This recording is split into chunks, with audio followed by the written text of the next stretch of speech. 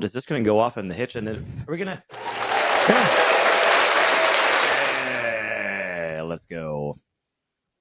That applause, Kory, was presumably, I believe, this will be the first time that we've recorded the new space that nothing has gone wrong. God willing. Fingers crossed. Can we do it? I hope so. It's a good question. I hope so. Question that is being asked. We got to trust technology here to persevere and pull through. Do you trust technology? No.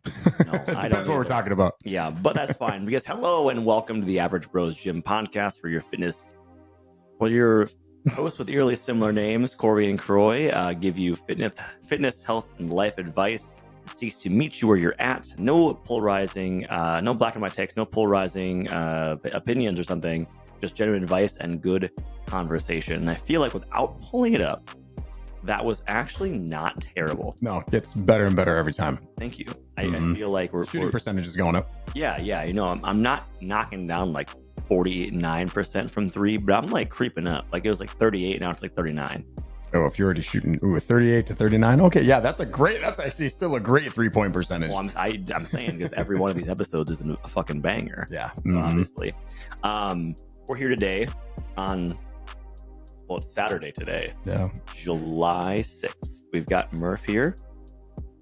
Then Meg just come in. Doing his best to intimidate Growl.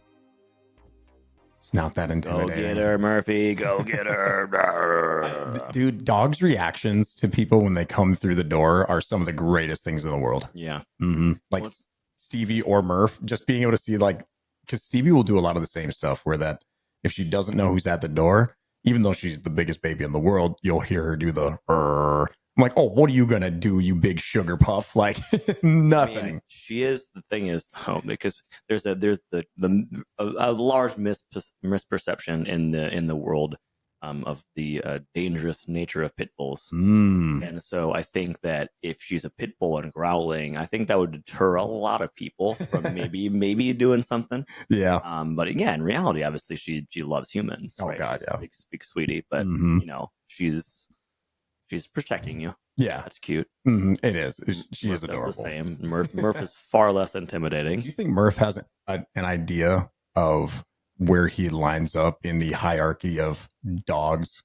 I mean, just in terms of size and stature. I always wonder that with little dogs. You know, like, do they really know? Like, when they go start yipping at the big dog across the way, like really what they're about to get into? He knows he's small because I think one of the things that stressed Meg out about her old place was that people would just kind of a lot of younger dog owners, and so you know, and that's not to say that like, you know, you can't have someone who's like 20 years old and be an excellent dog trainer, but I think by and large you see a lack of awareness or a lack of like responsibility from like really young dog owners that maybe just like got a dog because they think it's cute, and so Murph would get a lot of like dogs running at him.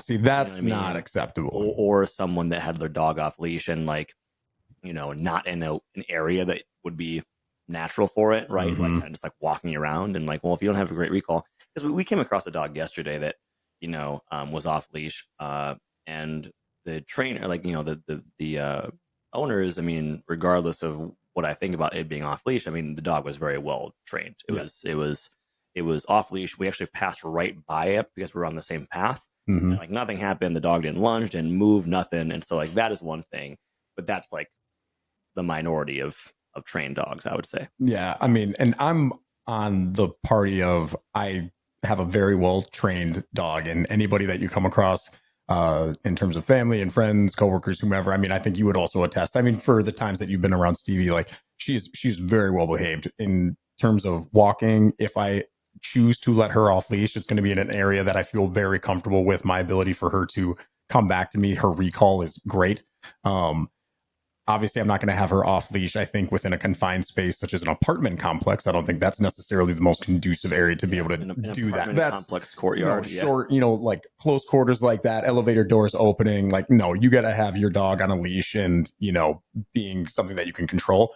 Now, if I'm out for a walk or a hike or I'm out on a trail run, there's plenty of times that I'll for sure let her off. And then, you know, being able to see someone that is coming up, then if the circumstances I feel are necessary and appropriate, then absolutely I'll have my leash that's right on standby and then be able to just like grab her. So I think sometimes context matters. Are there completely irresponsible dog owners? For sure. And that's something that owner needs to make note of and prioritize some The good whole training. like, don't worry, So, he's friendly. It's like, well, as he's running up to you, I'm like, fuck if I care, dude. I don't know that. Well, and the thing is, like, dogs are also leash reactive in a lot of ways. So if your dog is friendly, and that's great, and they're off leash, but you don't know if they're approaching another dog that is not. Exactly.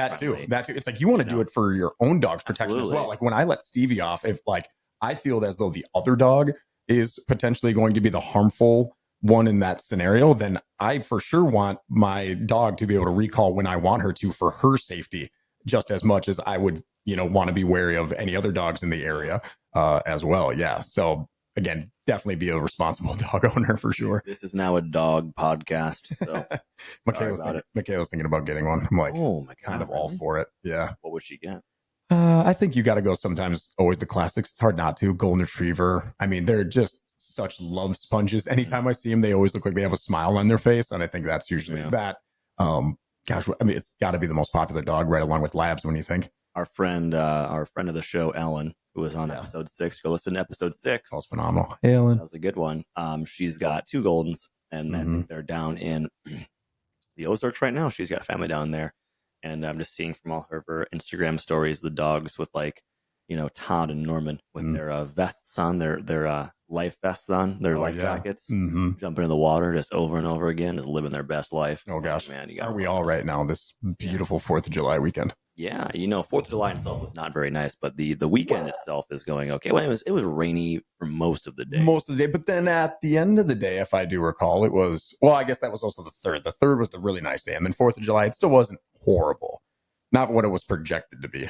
I was Meg and I did a workout. We were I coached that morning, came back with a vicious headache. Worst. And that's been an issue for me for my entire life, and maybe we'll have a podcast episode about it sometime, talking about that. But yeah, I came back and we actually watched some good old Married at First Sight, some good old reality television for a couple hours. That just puts you in the mood, takes the edge off. Well, after a long day's work. The episodes are it's so funny. The episodes are about an hour and a half. Like they're really long episodes, so it's like you watch 2 episodes in 3 hours. Easy to lose track of time. Oh god, yeah. We got a workout into. Nice. So we did that, but yeah, no, it was, and then by the time we finished the workout, it was 7, and that's when the sunshine hit. And by that point, I had some buddies that their plans kind of hadn't really materialized fully because I think they were doing other stuff because it was raining. Why plan for it? So there were some nice fireworks, but we didn't end up really watching them, which was okay. I think Meg and I are both kind of like, I think we appreciate 4th of July for friend time, family time, food time, but like not really fireworks time. I don't really give a shit about that. So funny that you say that because I feel as though I've been having that same conversation with multiple people all around our age where we're like, you know what? We've done the firework thing. It's cool. Don't get me wrong. Anytime a firework goes off, I'll be the first one to be like, fuck yeah, that was awesome. But when said firework shows are, and rightfully so, they got to be later on in the evening when it's dark enough to be able to do it. Like 9:50, like, oh man, I want to be in bed already at that point, like too, because they just keep going. So. Yeah, those big finales, like when I was telling you we were down at Maynard's and that was my first time down there.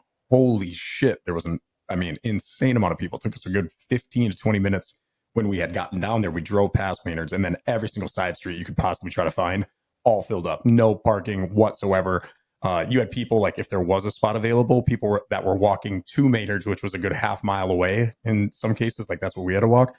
If they found a spot along the way, they would stop and stand in it to call their, friend or dad or mom or grandma who was ever like, hey, we found one. Come back about 3 blocks on, Rose Street. We're down 3 cars. Rose Street. Which one is that? Oh. So if you don't know, if you're not from Minneapolis area or you're just from the Minneapolis area and this you don't give a shit about this, so there is a city in Minneapolis. It's kind of like a town almost, but like it's called Excelsior, Minnesota.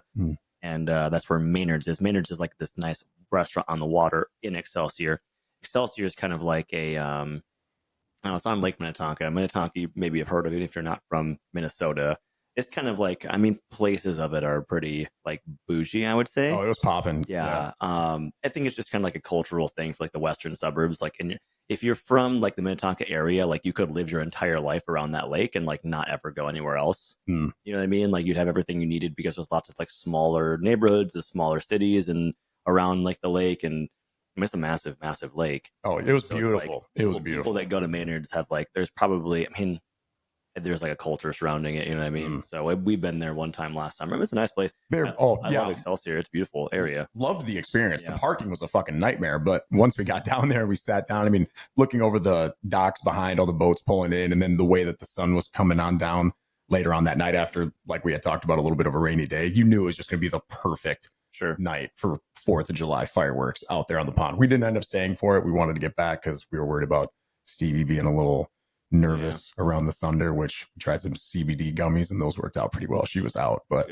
yeah, I think that would have been like in my mind, that would have been like the most beautiful 4th of July setting right there on Maynard's. The only thing that would have rivaled it was like back playing little kid baseball, and you would try to thinking like a Sandlot movie scene where they're playing their last ball game like late at night when the fireworks are going off. Like that's the only thing that could have beat the scene down at Maynard's, in my opinion. A very specific dream you had there just now. Yeah. Okay, well, this vision of your perfect idyllic day. Yeah, right. That's like you think 4th of July, you think burgers and hot dogs. Like, I don't know. I sure think baseballs, the boats being out on the water.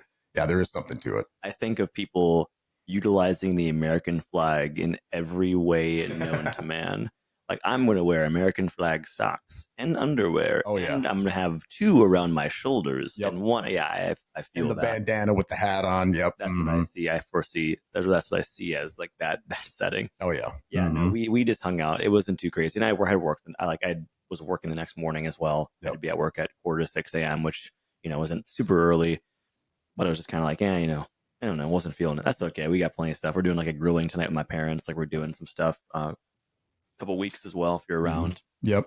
So yeah, we'll have many more summer days to enjoy, but yeah, that's okay. Yeah. The 20th, that weekend we were talking about, that co-aligns with my brother's bachelor party, which I'm planning right now. Trying to figure out what is going to be the route to go karting. Yeah, well, that's on the docket. We're thinking about potentially either go-karting like we had done a couple years back, which is awesome. And the other thing that I was thinking about was I was walking through the mall the other day and I came across the like virtual reality place that they have in there that you can sign up to do games like Deadwood Mansion. And you wear the VR headset and goggles with a haptic feedback vest that if you get, clawed or scratched or punched or kicked or whatever happens in the virtual reality game, you get to feel that. You die in real life. If you die in the game, you die in real life. Like it looked pretty cool. So I don't know. That might also be on the docket. We'll see. But have you ever done that, or would you ever?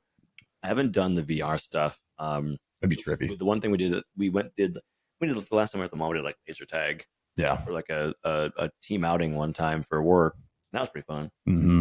But yeah, no, bachelor party stuff is tough. I feel like it's tough to plan that. I was out the other week and we were doing like golf and a Twins game and dinner and stuff like that too. But that's tough to do, man. But like obviously your brother, somewhat decently. Oh yeah, I would hope so. I mean, I was selected best man out of the whole crew, so sweet. Yeah, it'll be no. They're a bunch of like motorheads, so big trucks, cars, bikes, motorcycles, whatever. That is kind of their area. So naturally, go karting seems like it would be. Is there like a demolition derby or like a monster car? If we could sign up for it, that would be it. Yeah. Mm-hmm. So we'll see. Gravedigger.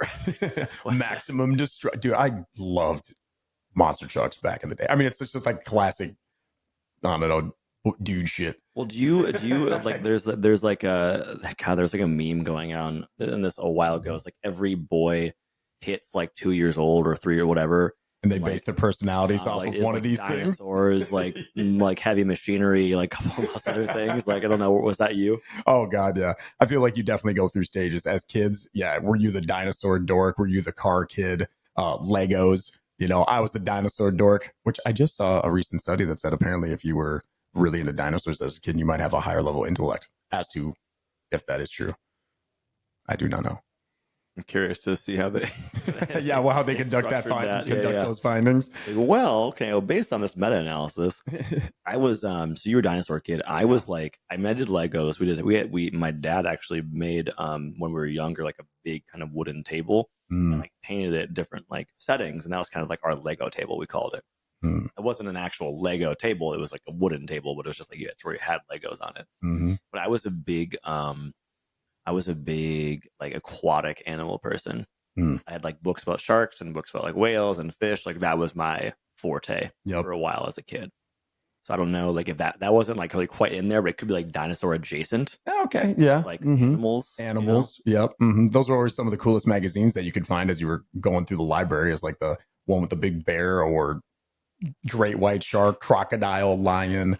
I mean, those are still just as cool. Anytime a David Attenborough documentary drops on Netflix, I'm the first one to be sitting down there and watching it. National Geographic. Yeah. Like that was actually That really was a good big one. for like kids. We just Huge. like the photos. Yeah. Oh, you loved it. That was one of the first things, especially just so visually stimulating and just, wow, what is this? Like, I mean, you basically looked at those things like you did dinosaurs because you've never seen a giraffe, or at least I hadn't, at that point. And you're just like, what in the world? This is the coolest thing ever. And you didn't have to read sentences, which was also kind of cool.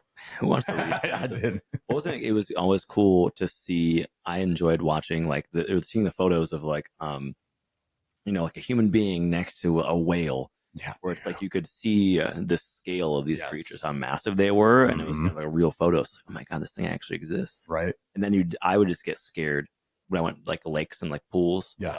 I get always nervous about sharks and those things. Every time. Could be like the local YMCA. You're at an indoor pool within a building in downtown Minneapolis or wherever you grew up. And the moment that your head goes underneath those waves, then you think there's just some monster hidden in the shallows. Like Every what? single YMCA pool Yep.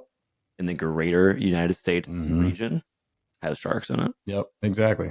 And you're always afraid to like Not open safe. your eyes the last second. You're like, oh, I'm gonna open it, it's gonna be there. Dude, even when we're like because I've been paddleboarding a couple times, like out in the middle of the lake, and even jumping in that paddleboard, you get in the water, you're like looking around. Oh yeah. Like I got to get back up. Oh yeah. Anytime you're out like in the out boating way out on the lakes and you go to jump in, there's that eerie feeling as you're sitting there bobbing up on top of water and you feel your feet are cold because of just like how far down the water goes there at that point. You're like, all right, fuck this. I have no idea what's beneath me right now.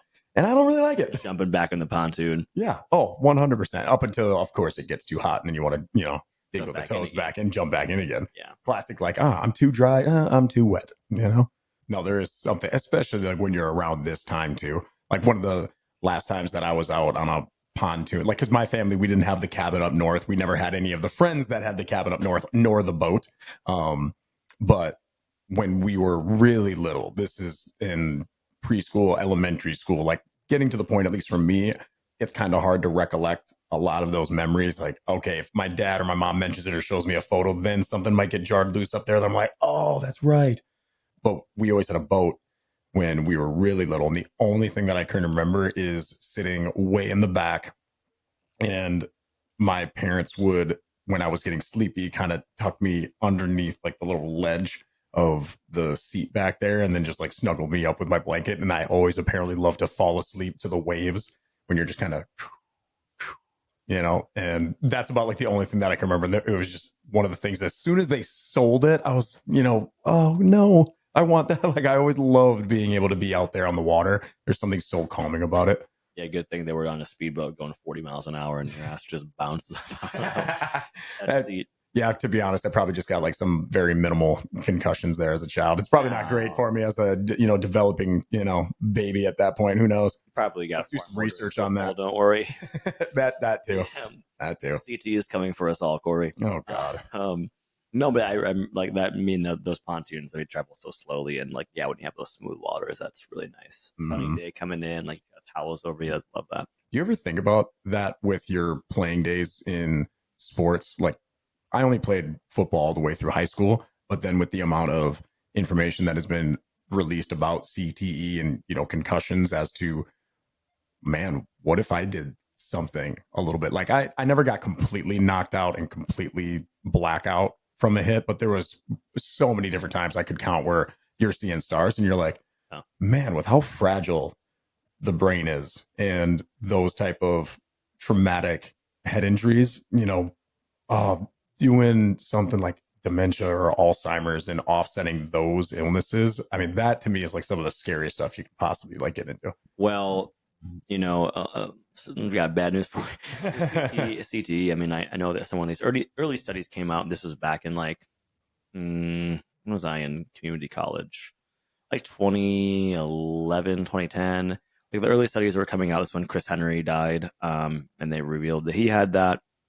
A lot of the early studies that were saying it's coming from like not necessarily these massive hits, but just kind of repeated smaller blows over time. Yep. Which is more akin to what most people experience during football. And other sports too. I mean, honestly, cheerleading has a very high risk, high rate of injury, of head injury as well, because of how dangerous competitive cheerleading is.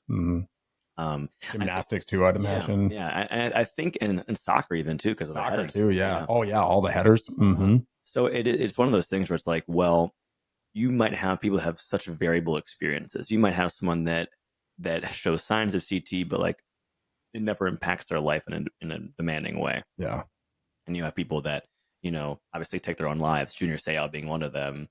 Former linebacker, and like you look at revealed CTE in his brain. It's like, well, how much of that impacted his mental health? And then you have people that play football their entire lives, go through an entire career, an entire life afterwards, and are theoretically fine. You've got a lot of people that are former professional football players in their 50s and 60s that are still, not like tip top shape. Yeah. Right.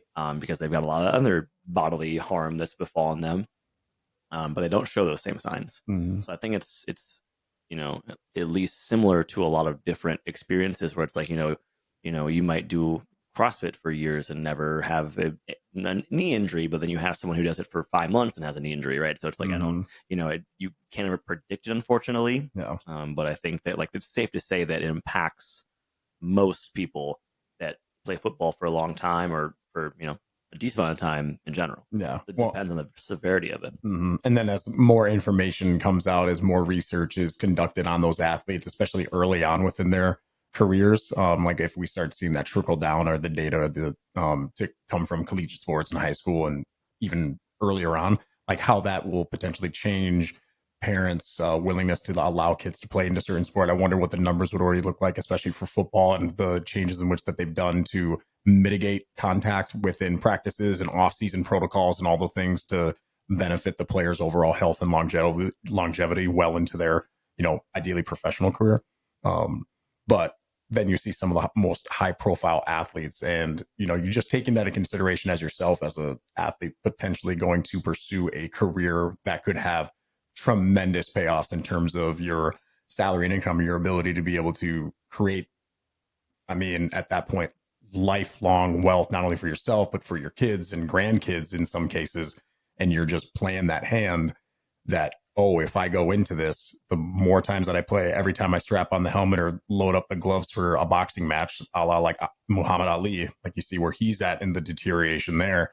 Would you be willing to pull that card, or like play that hand? Like that's a tough one. I think as you see athletes maybe taking more onus into their overall health and longevity when they're thinking about what they're going to be like in their 60s and 70s, 80s, it wouldn't surprise me if athletes start retiring a little bit earlier, than playing well into their late 30s, depending on the sport, obviously. I just think for myself, like, ooh, the brain, that is one thing. I don't know, but do you do that for the sacrifice of, again, potential generational wealth, at that point?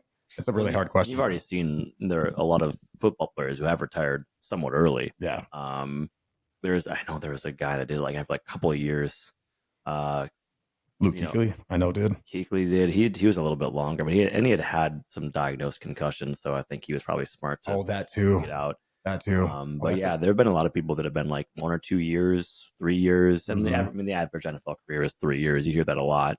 Probably not even that, to be honest. But yeah, so smart to get out when they can. Not saying that like everybody's going to suffer the same effects. Like again, you might have a long NFL career and be totally relatively fine afterwards, but it is a guessing game. Or you could just be walking down the stairs and you take a slip and fall and crack, and then wow, oh, Dan's never been the same since the accident or since the fall. And to come to terms with that, not only for yourself, that you might be losing a little bit of grasp on reality and how you function, but then also like the family and friends that are also impacted by that. I think for some odd reason, like that kind of came to mind as we were leaving Maynard's. This was just crazy moment as we're driving away from Maynard's. There was this bike accident, motorcycle accident that had occurred. And as we're driving up, I mean, you already saw 6, 7 squad cars with their lights, all ringing. You saw the traffic was way backed up. So they had blocked traffic at like 2 to 3 intersections ahead of where this accident was. And as you're driving up, you see just like parts and everything all strewn about across the street. And you're like, wow, like whatever just happened there is not good. It was one that as you saw it and you drove by, you had to kind of just stop and do a little reassessment on things. It was that bad. And unfortunately, the person driving the motorcycle that day, probably going down to Maynard's ready for a awesome 4th of July with all of his friends and family, done in a blink of an eye. And it was just something that I was like, wow. I even thought about my dad and my brother, like they drive motorcycles and they don't wear helmets sometimes. And by sometimes, I mean all the time. I'm like, holy shit. And that I think is kind of on top of my mind, probably where that whole story kind of went out. But was just something that made me really kind of reflect. I wanted to kind of get your feedback on that, just that whole story, that brain trauma and injuries, when you see a crash like that, just being able to pause for a moment and really appreciate like, wow, okay, this is like what we got right now. I know that got heavy. Yeah, well, wear helmets. Anything, doing whatever you can to protect. I mean, there's things that we do that we accept risk in. I mean, even just driving cars. Yeah. You're at risk of whatever happening. You know what I mean? And so there's always some sort of inherent risk. I mean, especially with football players, stuff like that too. I mean, it's tough to tell someone who grew up with nothing that, hey, we don't want you to play this sport that could potentially, like you said, generate generational wealth for your family. Mm-hmm. Think about people who grew up, like Shannon Sharp. I mean, he's told his story 100 times, like growing up in poverty, and just I can tell him to not play football. Like probably that's your not. ticket. You know what I mean? Mm-hmm. And yeah, so it's an inherent risk. I mean, you can get hurt doing so many things, and Megan works obviously occupational therapist. Like she deals with people who make far less than NFL athletes who can get hurt doing their job as well. And sometimes irreparably so. So yeah, I mean, I think if there's any lesson from it, it's just to in this podcast that got really deep, just to be thankful for what you have, and it's interesting because you can never live a life that's like devoid of risk, because that in itself, like you're never gonna you wouldn't be doing anything in that. You don't get to live like that comes with it. But when you can mitigate risk, you do it. I think that's the thing. I'd never been one to, and no offense to you, when you did your diving, you were sky jumping, and I was like, no. But that's like something that I didn't, because I think you can care or seek that thrill more than you care about the inherent risk, and that doesn't mean that anything bad is going to happen. I mean, people skydive literally all the time, and nothing goes wrong, right? Mm-hmm. But for me, I'm like, if I can mitigate that risk and not jump out of a plane, I'm good. Well, and then it's like you look at all the statistics based upon those types of activities, like what are you more likely to get injured or, God forbid, die from doing? And then, well, look at car accidents are probably going to be way higher. And this is, then you get the issue of, well, okay, you have so much more people that are choosing to drive their cars than go skydiving. So I don't know how that whole ratio probably like works out. But regardless, like you always hear like, oh yeah, flying's way safer than driving. Yeah, we all do it. And how that just kind of inherently comes, yet you still wouldn't want to live a life, or at least I wouldn't, where those types of activities, like you're always just trying to like box yourself up and never go outside of your comfort zone or do those things that are a little bit scary or intimidating or give you that little flight, going to an amusement park, that like we seek out those thrills that like it kind of comes with it. If you didn't do that, you wouldn't be living, Yeah, just don't try to don't go online and go for like a 1-star skydiving facility. Do some research. Yeah. If you're going to be riding a motorcycle, probably wear a helmet. Like I would recommend that. But yeah, that shouldn't deter you necessarily from choosing to participate in those. I mean, free will, like do whatever you want to do. But it's just interesting, like going through the thought process behind that individual, as to why they choose or choose not to partake in those activities. Like me skydiving, fuck yeah, let's do it. You, not so much. I'll do some other stuff. That's fair.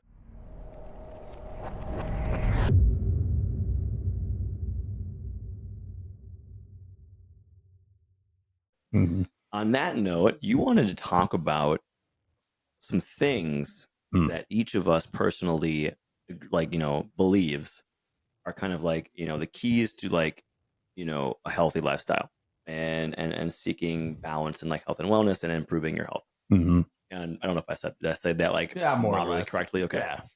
And so this stuff will kind of go back and forth a little bit in this part of the episode. And I would say that, like, this is just our personal beliefs and things that we've seen in our personal experience. Keep in mind, everybody's, idea of fitness is different.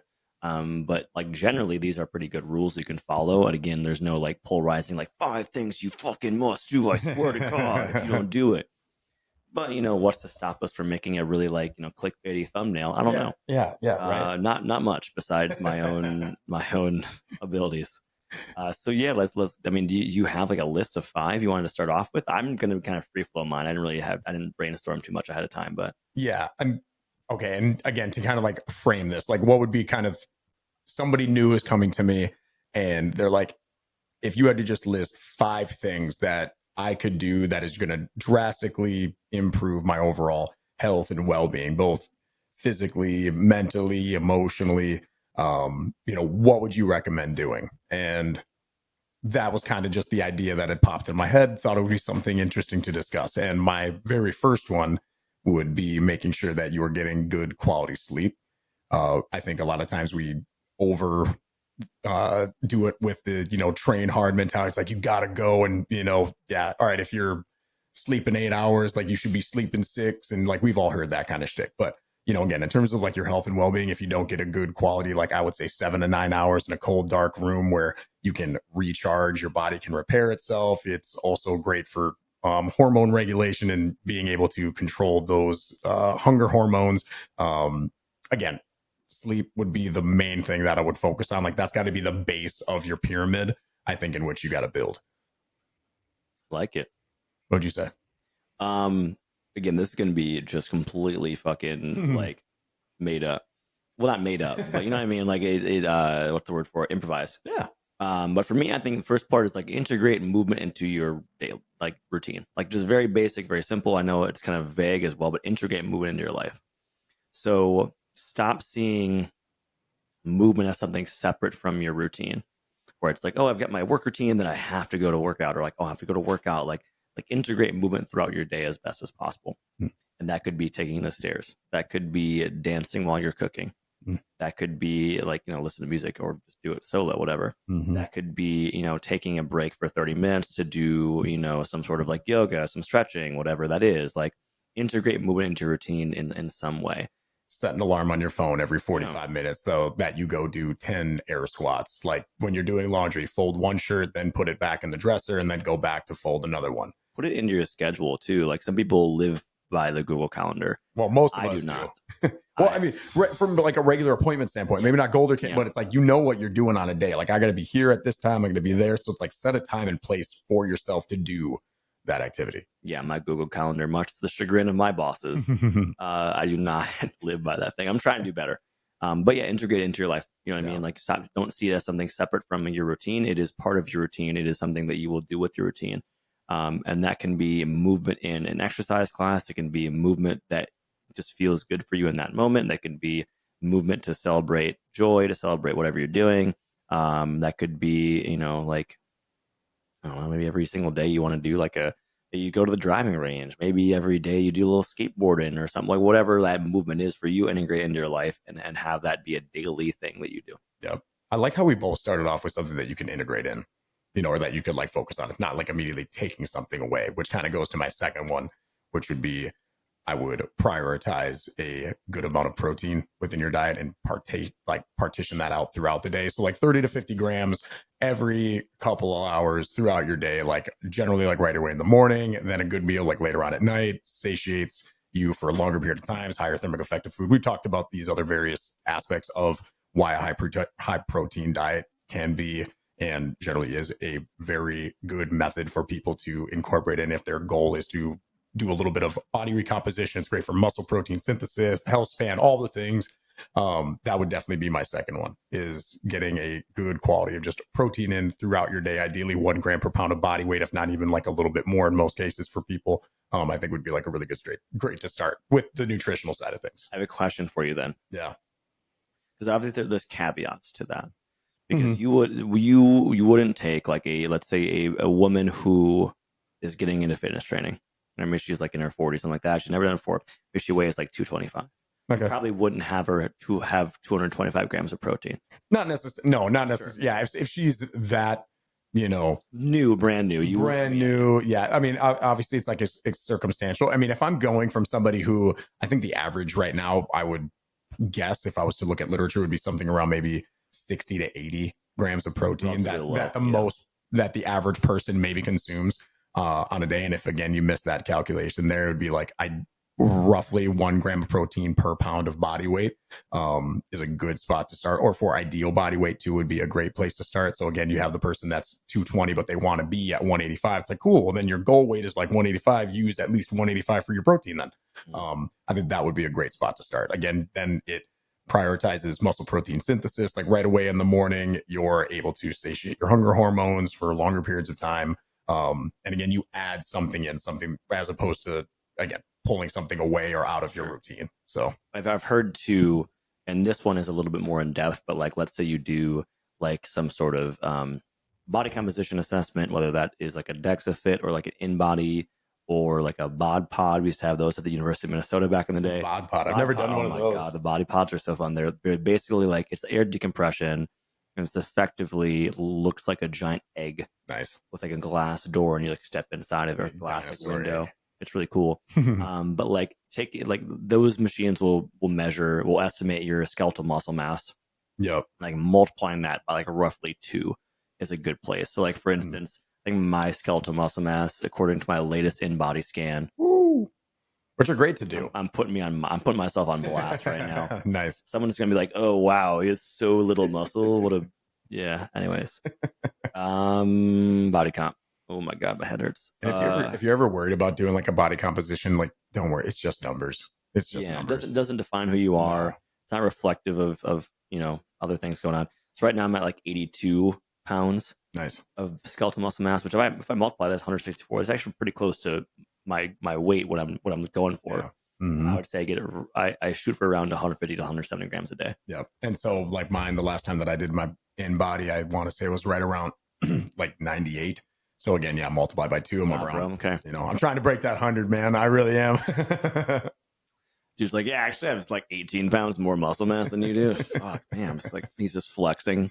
He's not flexing. If you're watching the video, he's not doing that. Go back a couple of thumbnails and then just see how like Croy is out angling me on one of those thumbnails. Your arms look massive. I'm just shorter than you, so like it's all perspective.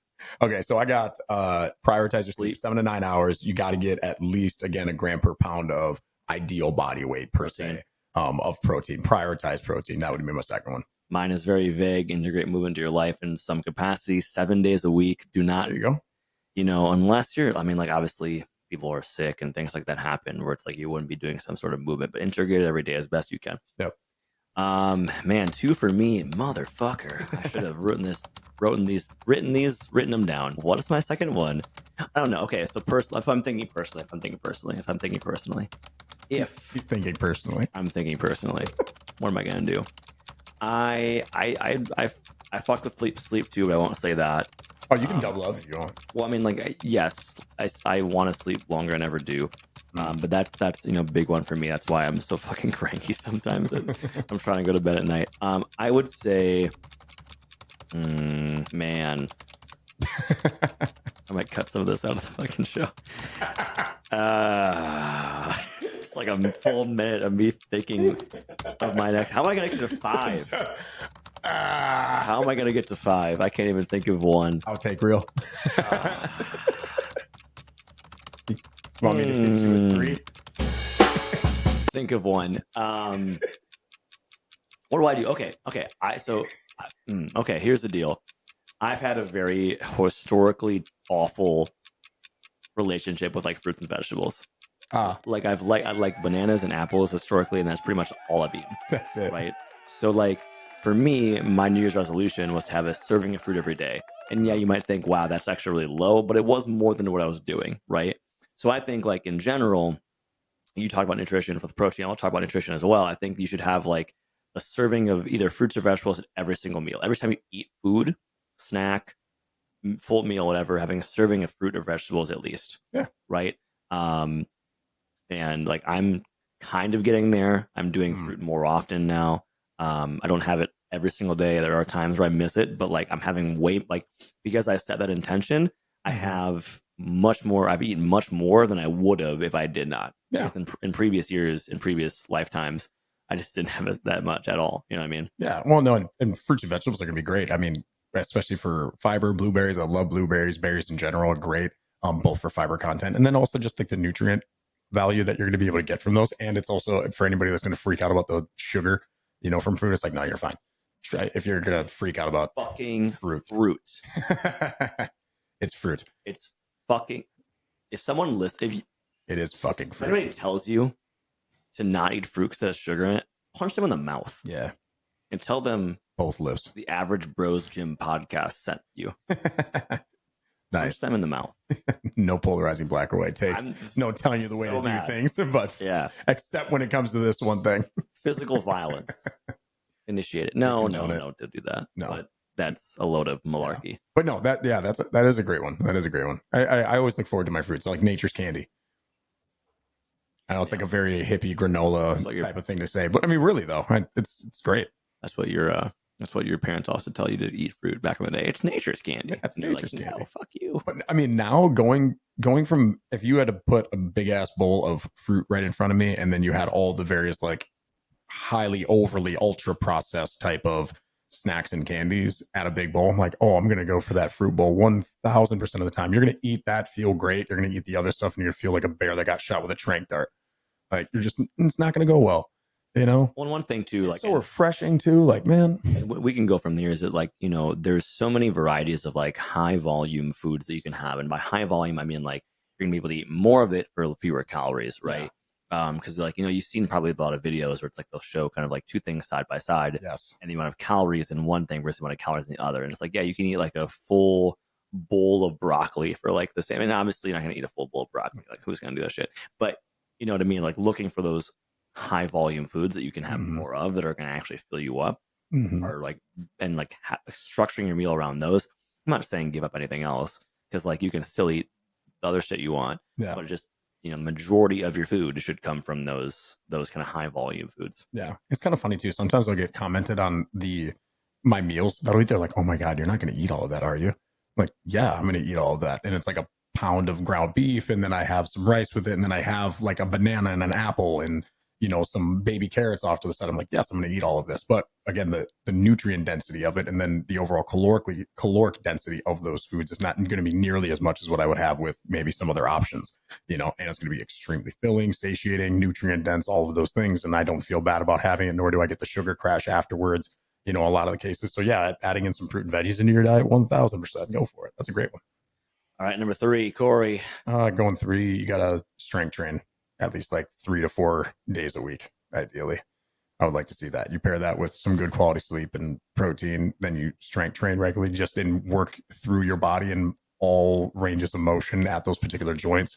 Do some progressive overload, like having that level of muscle mass on your body is going to be great for overall longevity. You're going to feel great. Confidence boost too. I mean, like your body starting to take like shape of what you ideally kind of want. A lot of times when you think of like the lean body or the fit, toned body, it predominantly is going to have a good amount of muscle mass on it. Like that's what you're shooting for. Yeah. So a lot of different aspects there as well. But I would say firmly in third would be strength training 3 to 4 days a week. All right. Yeah. All right. It's a good one. Back to me, I guess. No, that's a good one. Well, I mean, and strength training too. The thing that I get is there's a lot of, so at Orange Theory, we've got a lot of runners. And what will happen is they will start deprioritizing strength training. Murph is barking a little bit. At the only runners who deprioritize strength training. You know what? I'm going to leave that barking in there because Murph is fucking pissed at runners that deprioritize strength training. Go get him, Murph. I love you, buddy. So here's the deal. He could fuck them up too, because runners don't have muscle. Exactly. Well, maybe some runners that don't prioritize it. Ankle bite them. Uh-huh. And so here's the deal. Obviously, when you are running for like a long-term thing, like you're training for like a longer marathon, or like you're training for like a distance challenge, like there is some sort of like give and take. Like Kory, you had to probably stop doing CrossFit as many. I mean, you didn't for a long time, but you had to, at some point, your priority has to change a little bit depending upon what your goal is. Yes, 1000%. Reduce frequency, reduce intensity. Let's say that you're typically, let's say before you started training for this run, you were training 5 days a week, strength training. You were doing like 2 days of cardio or 1 day of cardio, 1 full rest, whatever you were doing. Yeah. And like over time, like if you're doing more and more running, like you're probably doing maybe 3 days of strength training or 2 days, whatever that is. Yeah. But I think the issue is people are like, I'm going to quit because I'm only going to run. I'm like, well, one, that's not going to get you to the fitness goals you want to get to, because you're going to lose muscle mass if you're training for a long period of time. If I'm not saying you can't get it back fast, but if you're going to be not strength training for months at a time while you're training for this run, then you are going to lose muscle mass. Yeah. Sorry, you are. That's how it works. If you don't use it, you do lose it. And then you have this, and then it's like, well, you're also, if you're starting to prioritize running too early in a training cycle, you can lead to overuse injuries. If you're doing only the same movements for long periods of time, and you're not varying your movements, you're not doing any lateral movement, you're not doing any transverse movement, you're not doing any like bilateral kind of squats or deadlifts or hinging or whatever it is, like you still need to get those movements in. And so I think the issue is like, I'm not saying you need to like fucking max out your squat and then try to do an 18-mile like run before your marathon in 2 days. Or no, not 2 days, like a week, I guess. 2 weeks, a week. Sorry, 2 days, yeah. But I am saying like, you do need both. You do need to prioritize that because, strength training improves, joint health, improves the muscle surrounding, improves tendon health, right? Strengthens the tendon, strengthens the muscles. Like you need that, especially for all the impact you'll be doing. Yep. So I think when you're training for something, that's really important too. Yeah, 1000%. My third one is to utilize the 7 foundational movement patterns throughout your training. Oh, that's a good one.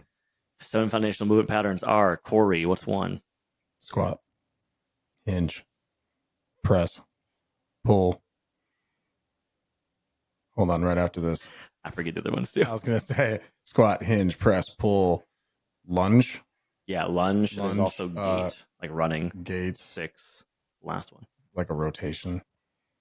Yeah, squat, lunge, push, rotation, loaded carry, squat, and vertical pull. Pull. God, what's funny too is like you're also pulling this up on like multiple different, so depending upon who you're looking at, you might also get like a slightly different list. It's squat, lunge, push, pull, hinge, rotate, and gait. That's what it is. Okay. It's not like cutesy shit that I just was looking up online that was like, oh, it's have fun. I was like, I think we pretty much nailed it. Yeah. So, lunging is when you're going upstairs, when you're going downstairs, right? Rotation, when you're rotating to move something away, like we rotate every single day. If you're talking about like sports, like kayaking is rotation, right? Squatting, very self-explanatory. You squat down and shit and toilet, all of the other fun stuff to share as well. Pressing is, putting things away up above your shelf, pressing doors open, things like that. Pulling doors open, pulling things off the ground, pulling yourself up off the floor, pushing yourself up the floor. That's why these things are so important. Yeah, they're the foundational movement patterns. So 7 foundational movement patterns, train in those. Look for ways that you use them in your daily life and make sure you train that. I mean, you could literally start doing like, a set of 10 of all those things at home in some capacity. Doing it unweighted and doing it, every day or whatever it is. And like, if you had no other training going on and that was your very first foray into training, that would be a pretty good place to start. Oh yeah. So it's interesting too. It's like, so take a look at your training program or whatever it is that you're following and look for those potential oversights within your program. Like if, I don't do any sort of lunging. Well, probably should start because your knees are going to thank you later on when you're getting a little bit older and you haven't worked on that unilateral movement and you haven't worked on that joint stability and that strength. Like when you neglect a movement pattern within your training or within your programming, especially for like building muscle, like that's going to rear its head at some point in terms of injury, in terms of, again, non-use. And now you're simply not strong enough in that movement pattern or that mode of like locomotion. That's going to be rough. Yeah. So that was a really good one. Thanks, dude. Nice. Number 4, I would have to then kind of go back to yours, like the movement every single day. Like I think again, a good rule to follow that a lot of people are going to be very familiar with is the whole like 8 to 10,000 steps a day. Again, finding movement like within your day, ideally getting outside in the sun to be able to also enjoy that little walk out and around. But I would also prioritize those steps around meal times too. Generally, like works really well. So like right after a meal, just to kind of synthesize your like food intake like right away and just get metabolism going, is just go for a walk like right after your meal and get ideally around like 8 to 10 a day. I think like for a lot of people getting around like 4,000. I wonder what the average is for steps. But if like you're under around like 4 or 5,000, like that's pretty sedentary. Like you're not really moving a whole hell of a lot. So like 8 to 10,000, it's like it's not that crazy. We're talking about like the basics. Like if you just do these things, you're probably going to be better off than like 95% of the population. So I one day I measured just taking Murph out for like walks and going up and down the stairs. Yeah. And that was like 4,000 steps right there, 4,500, something like that. Yeah. And that was taking him up for walks going up and down stairs though. And if you're one of the people that like lets their dog outside in the backyard and then just closes the door and they come back in, yeah, that doesn't count. That's not a step. You know what I mean? I mean, it's a couple steps, but you know what I mean? So it's like, look at like, okay, well, sometimes we have people coming in and take it, and they say that like their routine is like, oh yeah, I take my dog for a walk. I'm like, that is amazing. That is so great. I love that you love that movement. Thinking there's no bad movement. Like that's really good. But like if you have specific goals, it is worth noting how long are those walks, where are you going, how many steps you take, how far are we going? Yep. And looking for like ways to incorporate movement outside of that. You know what I mean? Because you have to look at overall number as well. Yep. And bonus points if you've already like done 10,000 steps and then you start incorporating some like jogs or some like running, in as well. I mean, it's going to be one of the best activities that you can do. Improve your VO2 max, all those things again to improve your health outcomes later on in life is going to be massive. And a couple of ways that you can increase your steps, because I hear people saying right now, okay, well, I've got a desk job, I've got, I drive to work, I've got kids to take care of. Like I can't just be going out for 40-minute walks, whatever. Blah, blah, blah. I get it. I think like one thing you can do is one, set a timer to get up every hour to move, whatever that is. If you're working in an office, are you able to walk around your office? If you're working from home, are you able to take meetings like on the phone or like on a headset or like on a whatever, like moving? Standing treadmill desk is like a little bit more, more of like adding something into that routine as well. Can you park further away if it's safe? I'm not saying park further away at 10 p.m. at night at a grocery store. Don't do that. No. But parking further away if possible. And again, like just taking those stairs, like the stuff, the small stuff like that. Well, I think a good point would also be to like, if someone's going to write these down, like all these 5 things, right? That'd be awesome. Cool. Good for you for doing it. But I think that's also a problem potentially right there in and of itself, is that you try to incorporate so many things at one particular time. And you're like, oh, okay, well, I'm going to start. My sleep was already a little bit fucked and I haven't really been doing the protein thing and I haven't really been doing strength training and I haven't really been getting my steps in. So I'm going to try to do it all right now. And then that's not really going to set yourself up for success in any imaginable universe. So how about you just pick one? Because if you just pick the steps rather than the protein or the sleep, like great, cool. You're still choosing like one of the 5. That's awesome. That's a great spot to start. But then just and prove to yourself that you can do that one over and over and over and over again, rather than trying to do all 5 at one time. I love it. Yeah, because then 8 to 10 is actually pretty readily attainable. Pretty achievable. Yeah. I think I'm next. This is going to be a controversial one. I like it already. For us in general and everybody in this world. Can't wait. Less caffeine. Oh. Anybody who's listening to this in the fitness industry Croy? is like, fuck this dude. Because we talked about as trainers right now. Like, we talked about in episode 13, I believe it was, the like which supplements actually work. Caffeine being one of those. Caffeine's a great performance and performance enhancer and something to keep you more alert. But appetite suppressant. It can cause other issues within.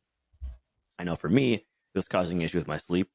I would be whether or not I was taking it too close to sleep, I was waking up at like midnight 1 a.m. There were times where I'd go to bed and it was basically a nap. Like I was settling down to go to sleep. Oh fuck! And really? Wake up like 2 hours later, That's or like rough. like 2.5 hours later, like wide awake. And so it's caused me some issues with that.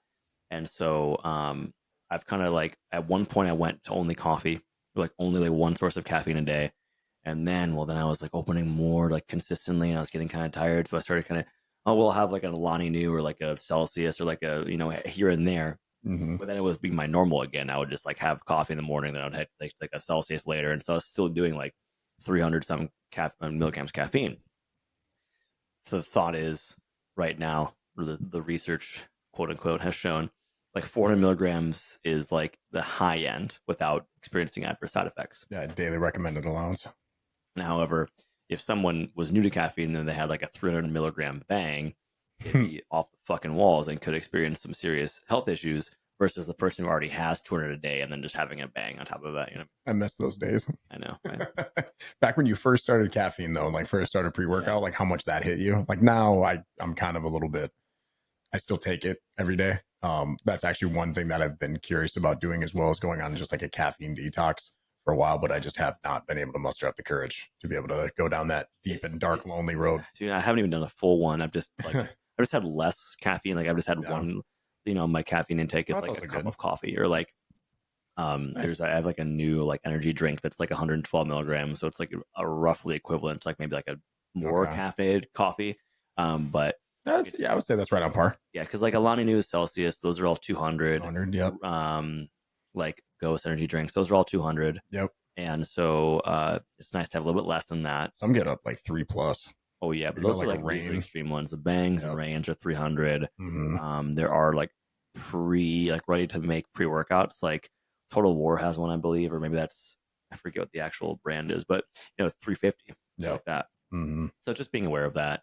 If you're a parent and you have like maybe like a teenage son, most likely, probably they're the only ones that are dumb enough. If you see them with one, like that's fine. If they start going back for a second, it's like, all right, really? Like, did you need your teenage sons are dumb. I'm sorry. Yeah, like, did you need the second one? My brother would used to have those too, like at least like 1 to 2 monsters a day. I mean, like, and then you're getting monsters 200, so and and 400 less, and then some maybe are a little bit less, but yeah. Oh, the energy drink kick. I'm on Ghosts lately. That's my new one. Though. That tastes delicious. Mm-hmm. And I'm saying that your sons are like this, audience, because I was like this at one point. Same. And you know what I mean? Like we're just gonna think we're invincible no matter what you say.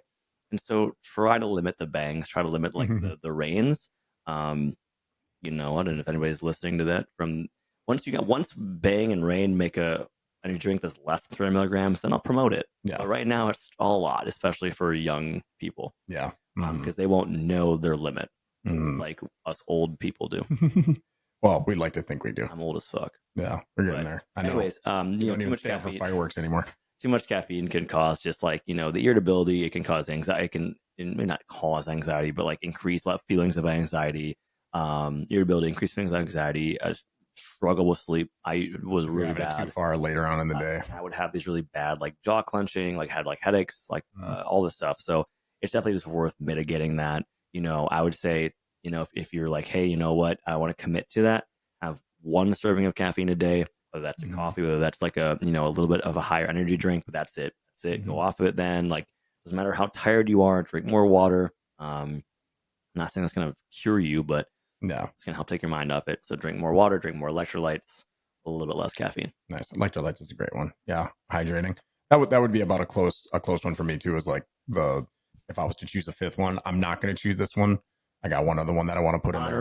Honorable mention would also like, God, and it goes right there with like the proteins side of things too, in terms of like a base level. It would be close to the hydrating, water, but salt and electrolytes in particular.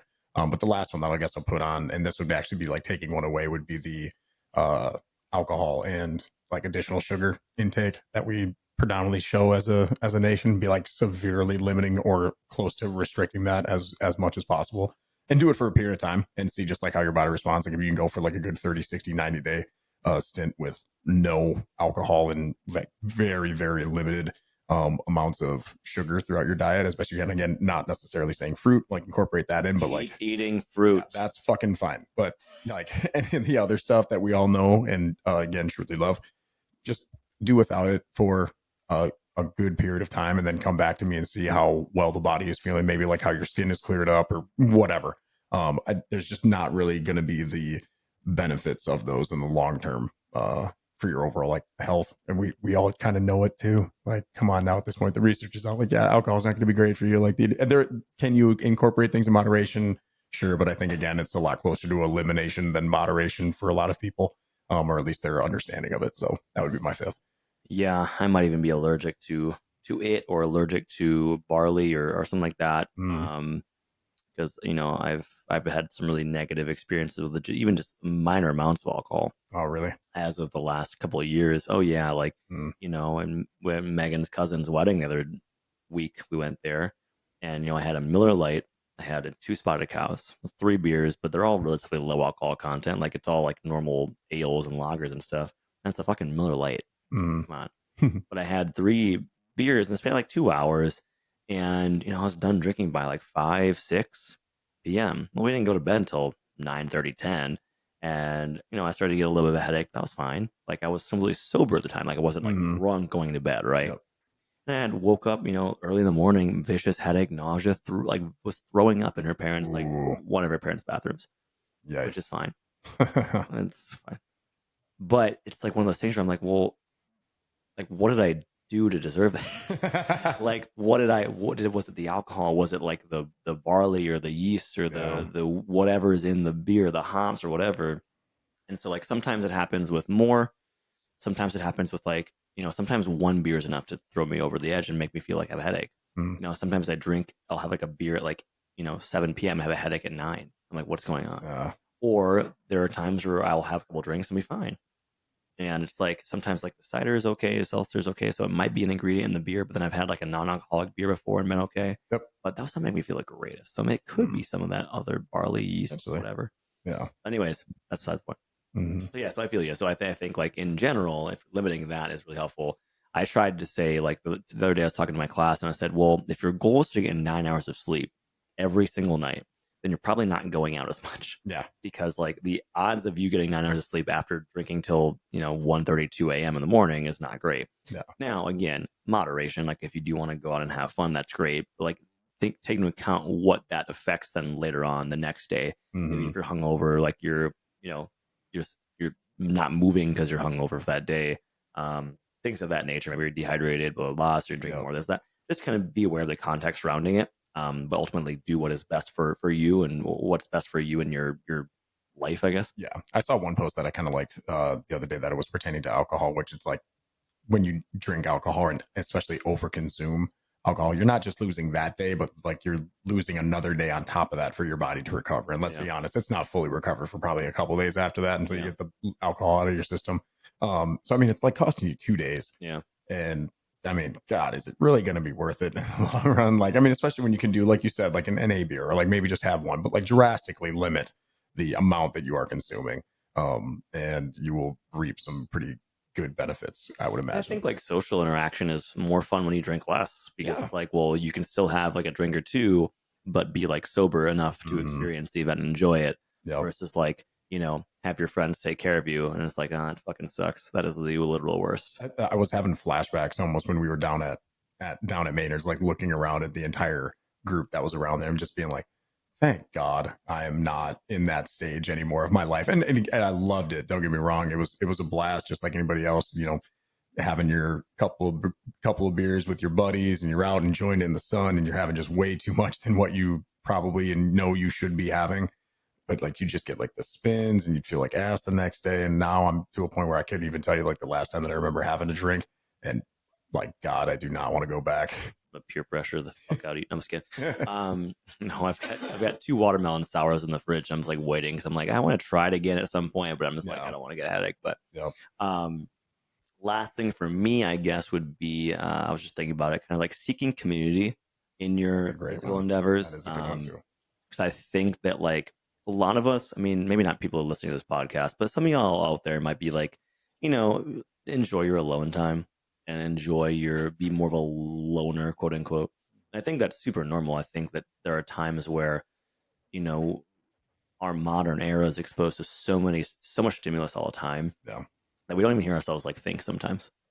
You might go a full day without thinking a thought like you think obviously, but you know what I mean? Like having a quiet moment to yourself. Yeah.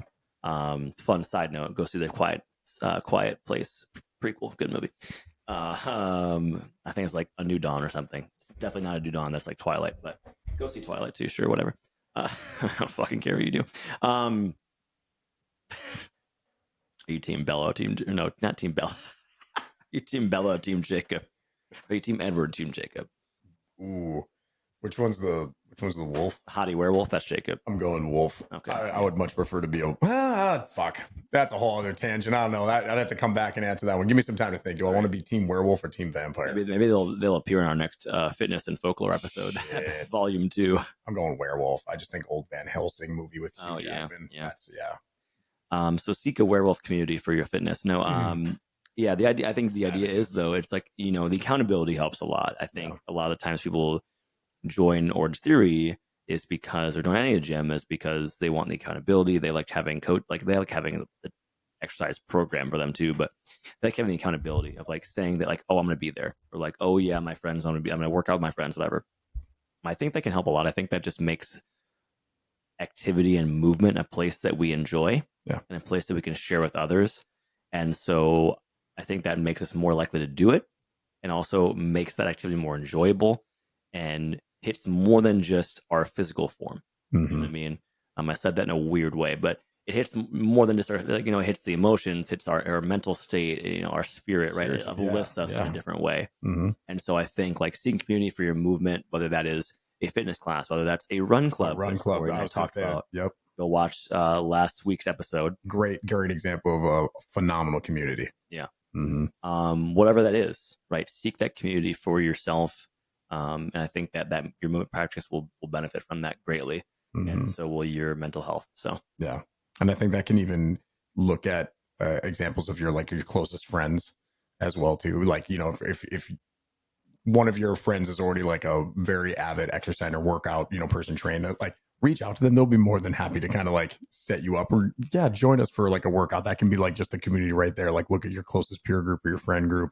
Otherwise, the gym is one of the most welcoming places you could ever ask for. It really is. Speaking to a lot of dudes right now, because a lot of guys are content with going to like LA Fitness, hitting the weights, chilling. They'll never do a group fitness class, right? We have a lot of women that come into Orange Theory. Man, it's a pretty good balance, but they're thinking, oh, like I can't bring my husband in, or because he's doing this, doing that. Yeah, a certain perception of it. Yeah, and I'm like, I respect that. Like if you have your routine, I get it. But within that LA Fitness, within that Lifetime, wherever you're going, see that community. You know what I mean? Like try working out.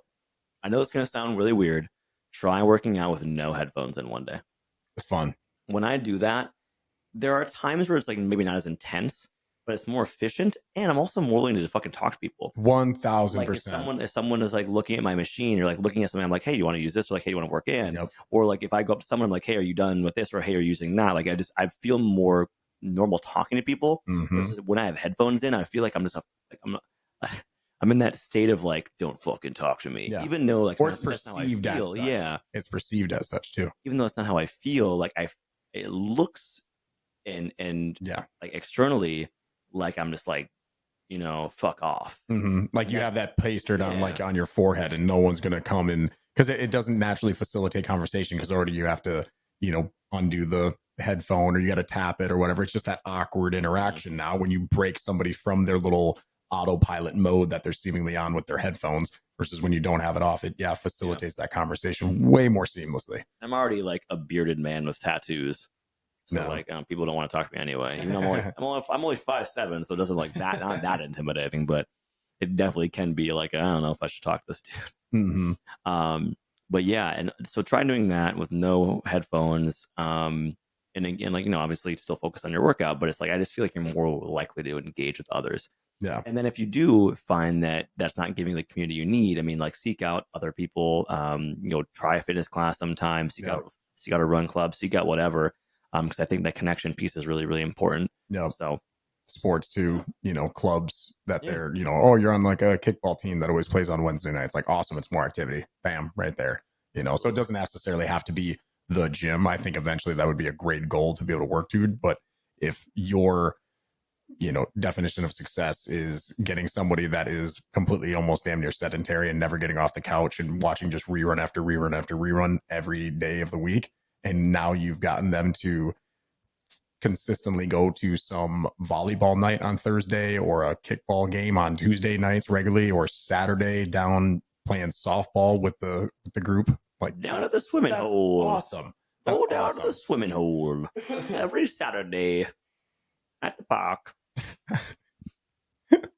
Swimming hole.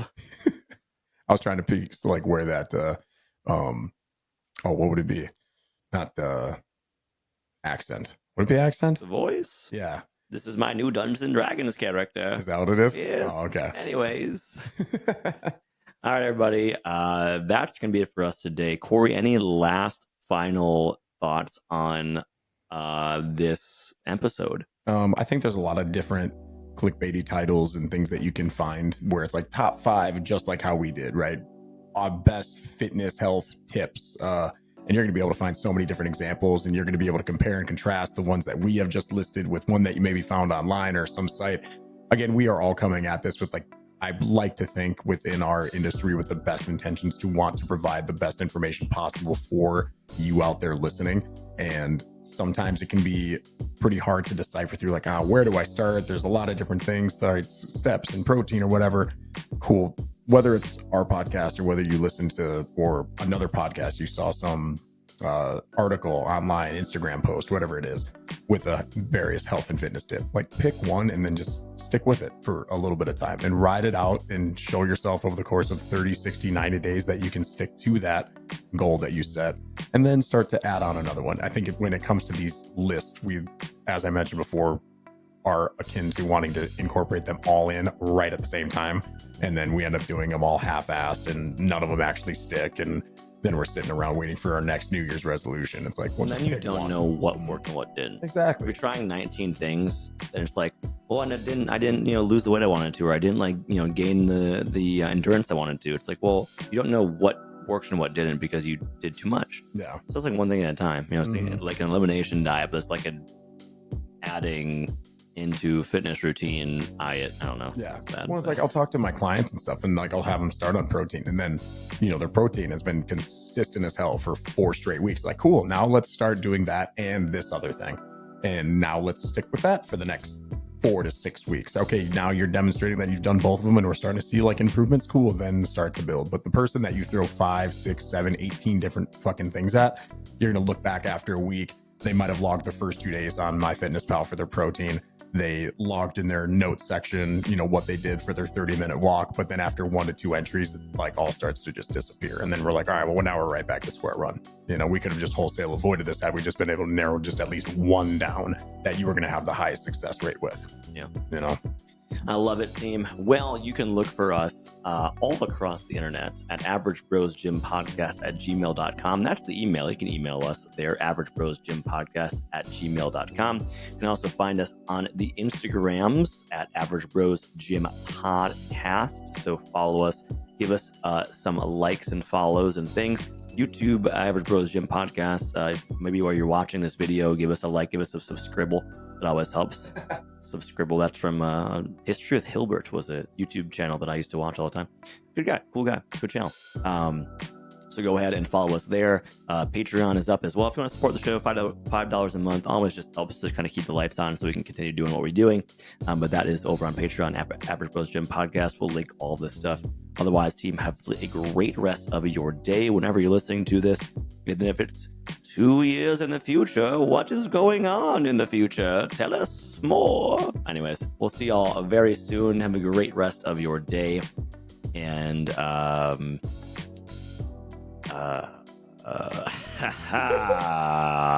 peace. Nope. Good luck. See you later. Fare thee well. Farewell, and have fun doing fitness things. Bye. I'm still going. I'm not done talking yet. Wait. Okay, you'll for sure have fun. Okay. See you next week.